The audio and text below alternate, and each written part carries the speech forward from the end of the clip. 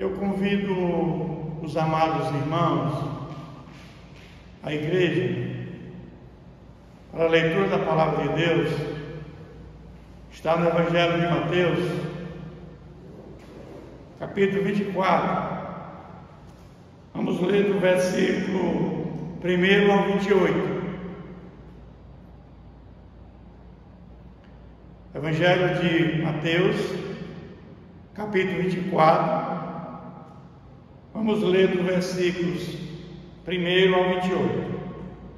Jesus saiu do templo e, enquanto caminhava, os seus discípulos se aproximavam para lhe mostrar as construções do templo. Ele, porém, lhes disse: vocês estão vendo todas essas coisas? Em verdade lhes digo que não ficará aqui pedra sobre pedra que não seja derrubada. Jesus estava sentado no Monte das Oliveiras quando os discípulos se aproximaram dele e, em particular, lhe pediram: diga-nos quando essas coisas vão acontecer e que sinal haverá da tua segunda vinda e do fim dos tempos. Jesus respondeu: tenham cuidado para que ninguém os engane, porque muitos virão em meu nome dizendo eu sou o Cristo, enganarão a muitos, e vocês ouvirão falar de guerras e rumores de guerras.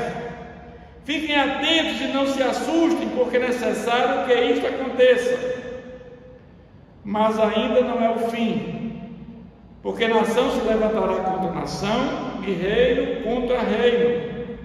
Haverá fomes e terremotos em vários lugares, porém todas essas coisas são o princípio das dores.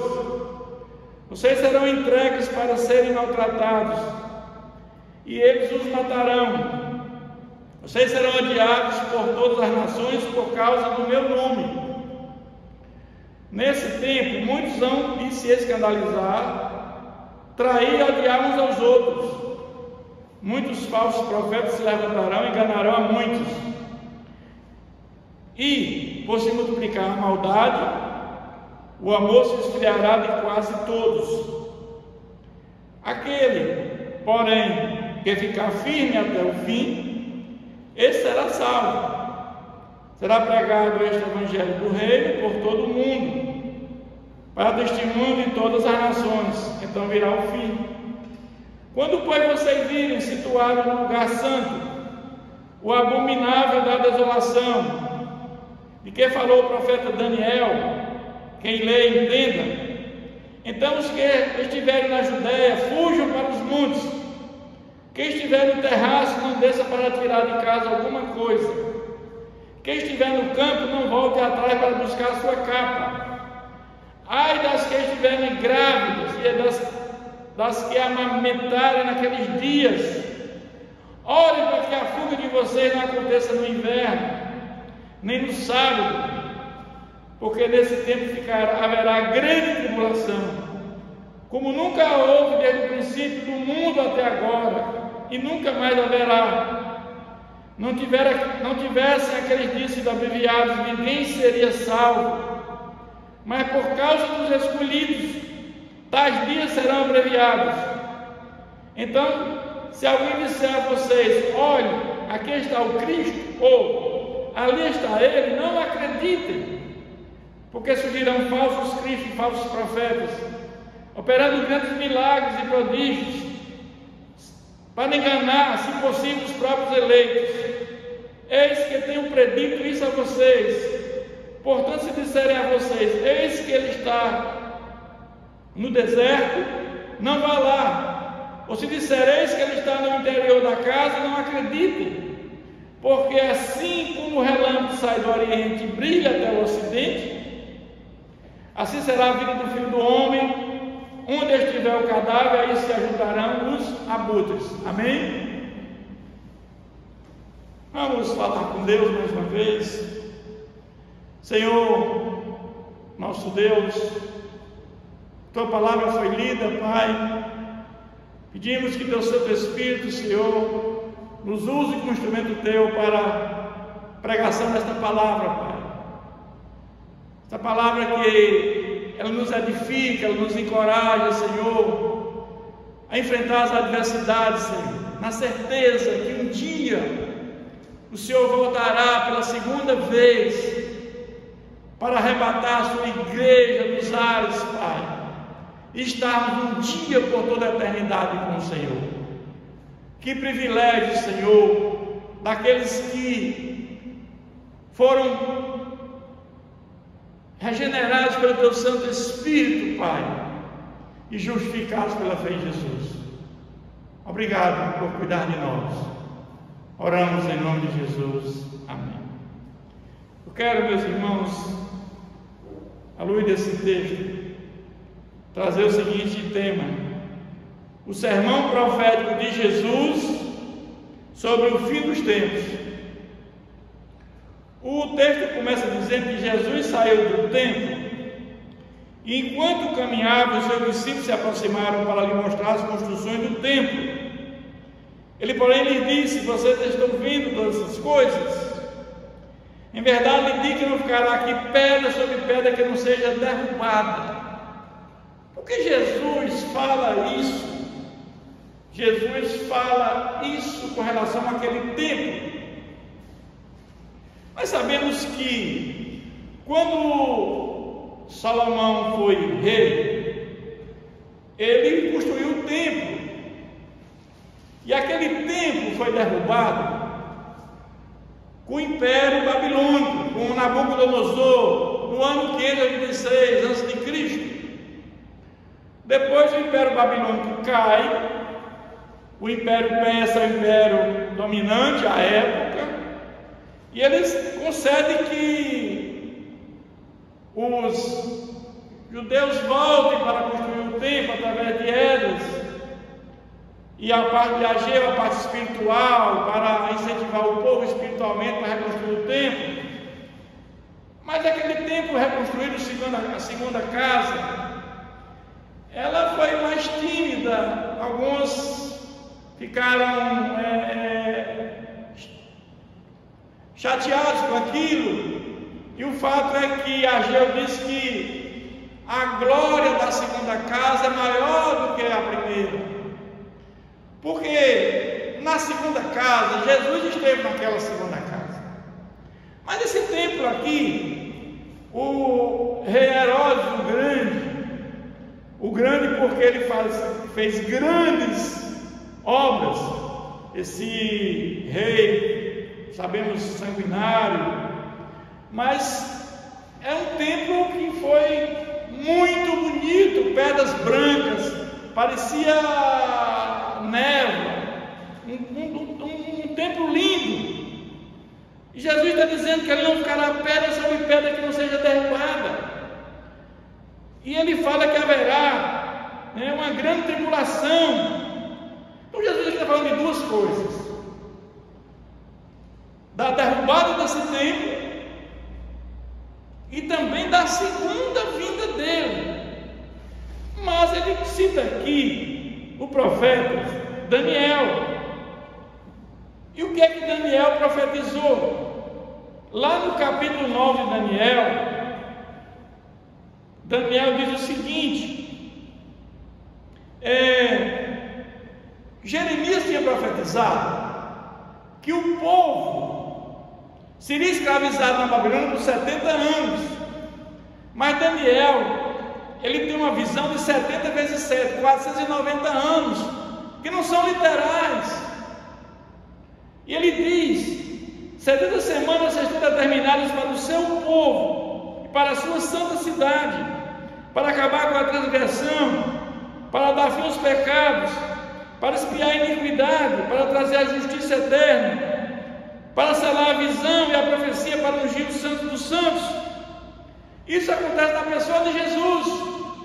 Saiba, entenda isto, desde que foi dada a ordem para restaurar e para edificar Jerusalém, são os decretos do rei Ciro.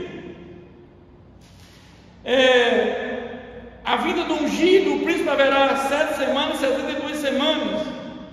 As ruas e as muralhas serão reconstruídas, mas será um tempo de muita angústia. Depois de 72 semanas, o ungido será morto e não terá nada. O povo de um príncipe que há de vir destruir a cidade e o santuário. O seu fim virá como uma inundação.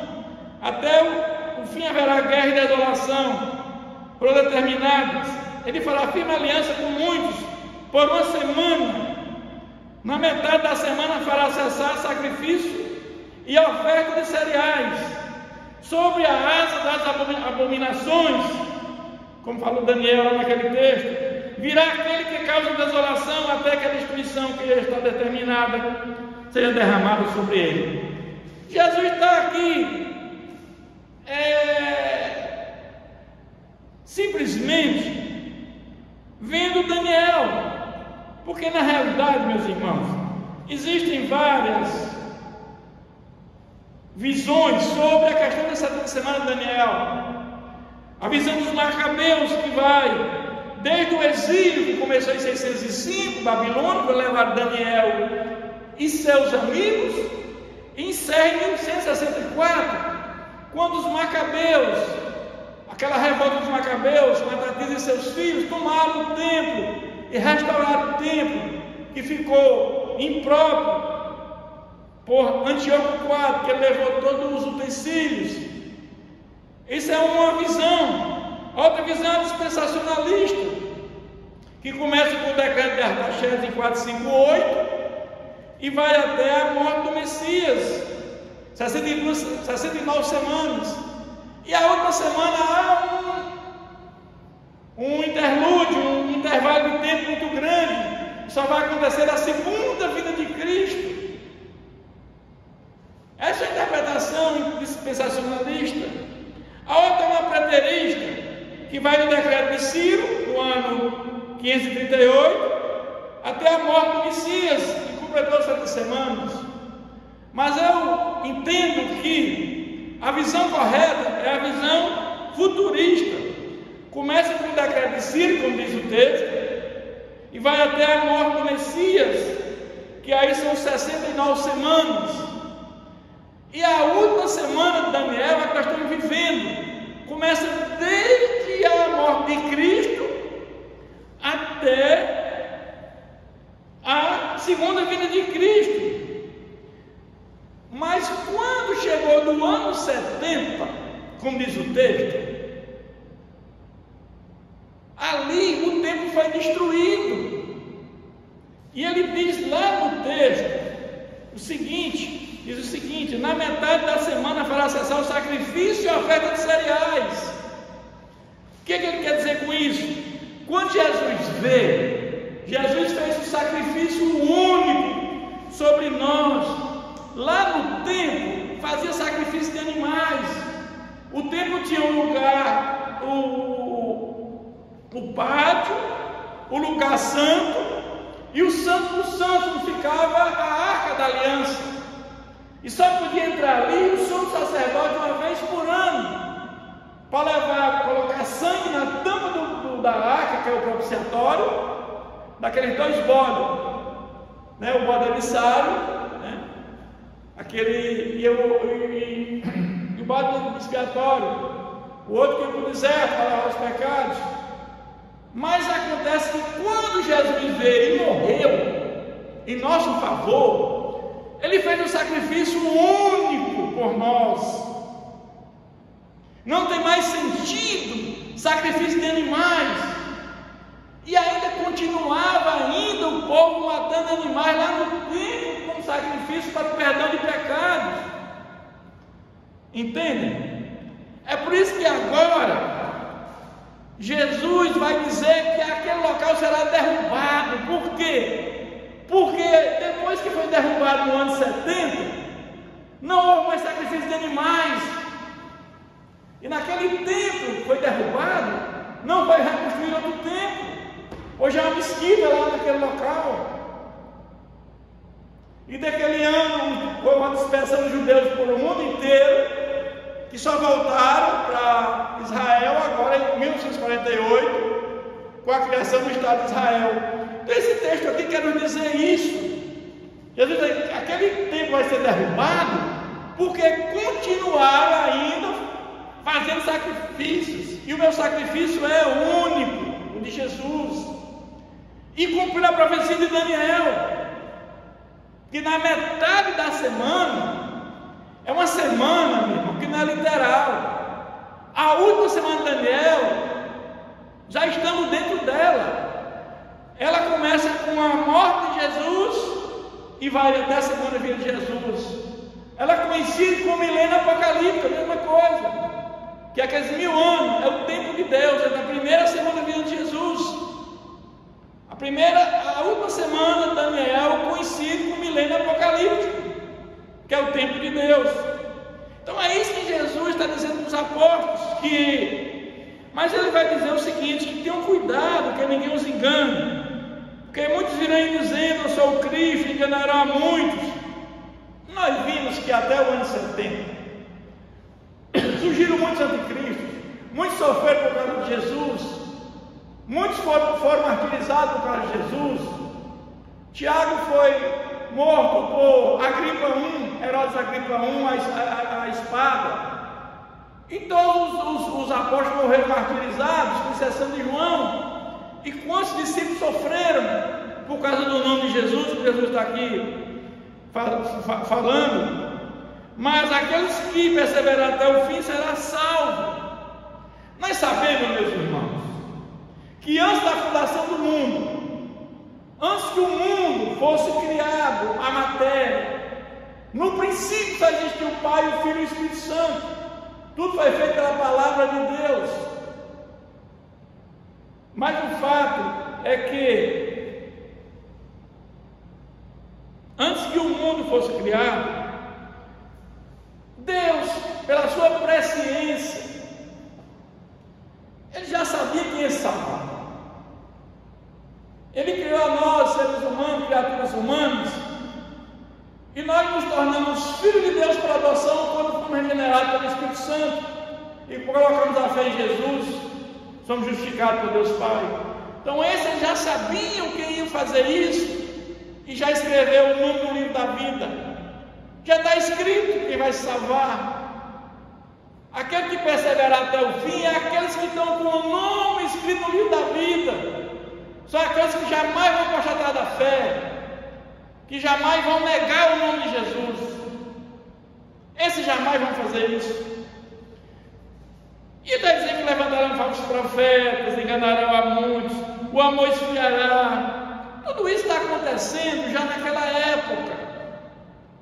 Nós vimos Nero colocando pessoas humanas nos postos e colocando óleo incendiando para subir como lâmpada. Nós vimos colocando pessoas no Coliseu, leões famintos para matar cristãos. E quanto mais matava, mais o povo acreditava em Jesus. Mas ele fala também de uma grande tribulação. Quando você vir sitiado no lugar santo, o abominável da desolação, os que estiverem na Judéia fujam para os montes. Ele está falando aqui de uma tribulação do ano 70, quando o general Tito destruiu Jerusalém e o templo. O historiador José fala que morreu mais de 1 milhão de pessoas, judeus. Foi uma grande tribulação, nunca vista na história. Essa tribulação é essa da destruição do templo e da cidade de Jerusalém, no ano 70. Ai das grávidas, que não fugem no inverno, porque o rio Jordão transbordava, não tinha como passar no sábado, porque os judeus guardavam o sábado. Então ele fala tudo isso. Então se alguém disser a vocês, olha, aqui está o Cristo, ele vai falar. Mas ele vai dizer agora da vida do Filho do Homem. Agora ele vai falar a segunda coisa. A primeira aqui é a grande tribulação com relação à destruição do templo. A segunda é a vinda dele, que é certa. Ele vai dizer, porque assim como o relâmpago sai do Oriente e vira até o Ocidente, assim será a vinda do Filho do Homem. Será visível, audível, todos vão ver. E onde estará o cadáver? Onde estiver o cadáver, aí se ajuntarão os abutres. Jesus quer dizer com isso? Porque quando tem um cadáver, tem um abutre. Sempre que tem um cadáver, tem um abutre. Não é verdade? Então Jesus está dizendo que a vida dele é certa. Porque não tenha dúvida, Jesus voltará pela segunda vez. Ele voltará mais uma única vez. Haverá a ressurreição geral de todos os mortos de uma única vez. Jesus não vai voltar e ressuscitar uma parte, depois outra. Isso não existe, não é bíblico. A ressurreição é geral de todos os mortos. Uns para a glória, outros para a morte eterna. Não tenha dúvida disso, meus irmãos.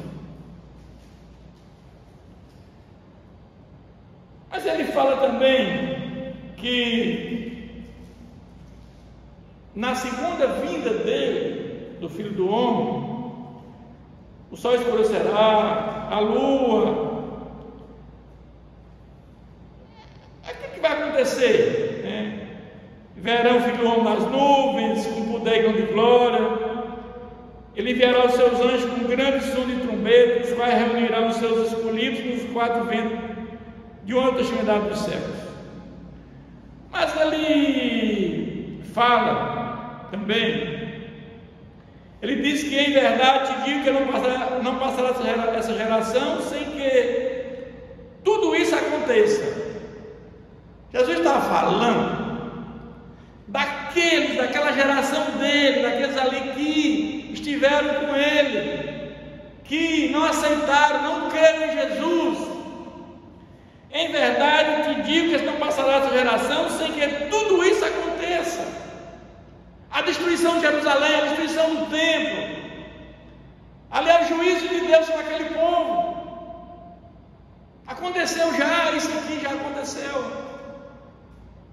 Esse texto é muito claro. Muitos entendem que essa grande tribulação é a segunda vinda de Jesus. Não. Agora, evidentemente que quando Jesus estiver próximo da sua vinda, haverá uma grande tribulação.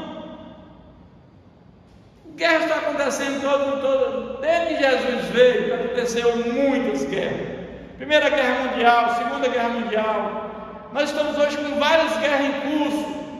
Terremotos, tsunamis, tantas coisas estão acontecendo, mas Jesus deixou uma coisa bem interessante. Quando Paulo está em Tessalônica e o povo estava preocupado com a pregação de Paulo, entendendo que Jesus tinha voltado, eles tinham ficado. E Paulo escreve uma carta aos Tessalonicenses, dizendo que duas coisas têm que acontecer antes da vinda de Jesus. Primeiro é a apostasia, o abandono da fé. Está começando. Tem muitos locais na Europa, que é o berço do protestantismo, que muitos templos estão servindo hoje de shopping center, cinemas, Estados Unidos. E o segundo é o ímpio, o último anticristo, o homem da iniquidade. Esse tem que surgir, ocupando o lugar sagrado também como falso profeta. Já tivemos muitos anticristos. Na época que Jesus ascendeu aos céus, tivemos Nero, Domiciano, que é tipo de anticristo que já passaram aqui na terra, e muitos outros falsos profetas. Hoje nós estamos cheios de falsos profetas hoje. Mas o último, aquele que terá o domínio sobre o mundo, esse ainda não chegou. Então nós vamos entender que Jesus vai voltar na segunda vinda dele. O final dos tempos acontecerá quando tivermos o último anticristo aqui na terra. E nós sabemos que haverá uma grande tribulação, e a igreja estará dentro dessa grande tribulação, sim. Você imagina que os apóstolos, pais apostólicos, os discípulos todos foram martirizados, a grande parte, passaram por grande tribulação. A igreja estará dentro da grande tribulação, sim, mas o fato é que a igreja não passará pela ira de Deus, pelas taças, porque Jesus, ele, quando voltar a segunda vinda de Jesus, os que tiveram mortos em Cristo ressuscitarão num corpo glorificado, junto com a sua alma, estarão no novo céu, na nova terra por toda a eternidade, vida eterna. Os que estiverem vivos serão transformados e também no corpo glorificado estarão com Jesus por toda a eternidade. Os que tiveram morrido sem Cristo, que já estão no lugar do sofrimento, juntamente com os vivos, que quando Jesus voltar, serão lançados no lago de fogo, que é a segunda morte, juntamente com a morte, com os mentirosos, com os feiticeiros, com os demônios, com todos aqueles, e não serão aniquilados, serão atormentados dia e noite, não há aniquilamento. Então a segunda vinda de Jesus acontecerá desta maneira. Jesus dá uma ideia dos sinais do tempo, e ele chega a dizer que ninguém sabe o dia que ele vai voltar, nem o Pai, nem os que estão no céu. Mas Jesus fala isso com natureza humana, porque Jesus hoje lá no céu, um corpo humano glorificado, ele sabe. E também com o corpo divino, ele sabe o dia que ele vai voltar. Exatamente o dia da segunda vida ele sabe. Mas ele fala aquilo ali com natureza humana. Porque ele diz que nem só o Pai sabe. Então, meus irmãos,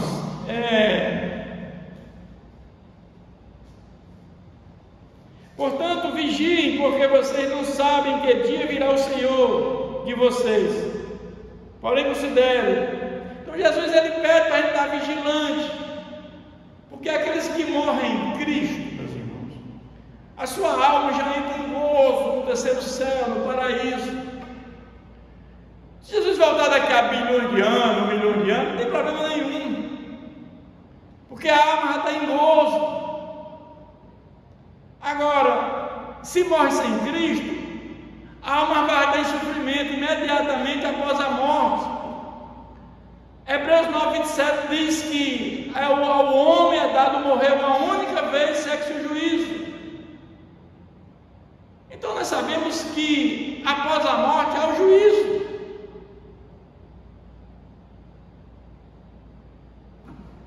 Ou vida eterna, ou morte eterna.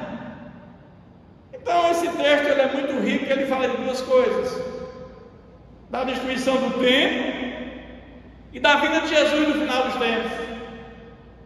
E que aquele templo foi derrubado porque o profeta Daniel profetizou, e Jesus sabia que continuou ainda o sacrifício de animais, e aquele sacrifício de animais acaba com a destruição do templo, não tinha mais sentido, porque Jesus já morreu por todos nós, ele fez um sacrifício único, universal por todos nós. Então, meu irmão, isso é um texto muito rico, que nos dá segurança, que nos dá esperança de dias melhores. Qual é o sentido desta vida se não, um dia partirmos dela e não for para um lugar melhor, onde não haverá mais choro, nem dor, não há mais sofrimento, não há mais nada, só gozo? Essa é a nossa esperança. Então temos que lutar por isso. O nosso maior desafio nesta terra é lutar pela nossa salvação. É por isso que eu sempre digo que os líderes têm que primar pela salvação. A pregação tem que ser nesse sentido. Ninguém vai para o céu porque dá dinheiro nas igrejas. Ninguém vai para o céu porque vem para a igreja para os templos todo dia. A salvação é pela fé em Jesus Cristo, é o único caminho para a salvação. E a casa de oração, esse local, é para aprendizar da palavra de Deus, é para você ter consciência da palavra de Deus, e cada vez mais você escutando a palavra de Deus, uma vida de oração, uma vida de jejum, isso lhe dá a capacidade de fortalecimento espiritual para você vencer as adversidades desta vida, enfrentar o inimigo, que é o nosso adversário. A nossa luta aqui neste mundo não é contra carne nem sangue, mas contra as forças do maligno, do mal. E nós vamos vencer porque nós temos Deus dentro de nós. Aqueles que têm Deus dentro deles, cheio do Espírito Santo, têm força suficiente para vencer o maligno. Que Deus nos abençoe. Eu peço aos amados irmãos que fechem os seus olhos, curvem suas cabeças. Vamos agradecer a Deus por esse momento. Senhor, muito grato por esse momento, Pai. Tua palavra foi pregada, Pai, esclarecedora, Senhor, como será o final dos tempos, como será a Tua segunda vinda, Pai, e aquele momento em que não há mais sacrifício de animais, Pai, para perdão de pecados, porque o Senhor fez o sacrifício único por todos nós, Pai. Que isso é entendido, meu Pai, que quando colocamos a fé em Jesus Cristo como Senhor e Salvador, esse é o único caminho para um dia estar contigo na eternidade. Fica conosco, Pai, nos abençoa, em nome de Jesus, amém.